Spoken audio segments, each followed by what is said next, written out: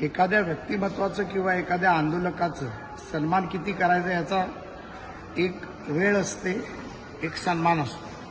परंतु वेळोवेळी एखाद्या गोष्टीचं राजकारण करून समाजकारणाला खड्ड्यात घालण्याचं काम जर मनोज जरांगे पाटील करणार असते आणि देवेंद्र फडणवीसांचा मुका घ्या, त्यांना जे करायचे ते करा, मी बघून घेईन. मनोजजी, मी तुम्हाला फार स्पष्टपणे सांगतो, आम्ही ज्या भागातून लहानाचे मोठे झालो ना, हे धंदे करूनच मोठे झालो. तुम्ही परवा दरेकरांना पण म्हटलात घरात घुसू पंखे तोडू, तुमच्यात हिंमत आहे ना, तुम्ही मुंबईत या आणि हे सगळे उद्योग आणि धंदे बंद करा. देवेंद्र फडणवीसांचा मुका घ्यायचा आम्ही घेऊ, पण शरद पवारांचा मुका घ्यायचा जो तुम्ही चालू ठेवलाय ना, तो पहिला बंद करा. आणि मराठा आंदोलनाचं राजकारण करून त्याला खड्ड्यात घालण्याचं काम करू नका.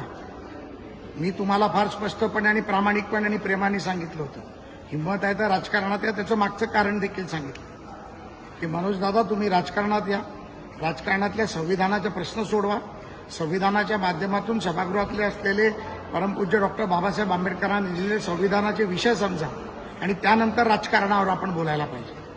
तुम्ही जर आमच्या बाबतीत खालची भाषा वापरणार असाल तर आता फार सौम्यपणे उत्तर देतोय. याच्या पुढचं उत्तर तुमच्या उत्तरापेक्षा घाणेरडं असेल, हे डोक्यात ठेवा आणि लक्षात ठेवा.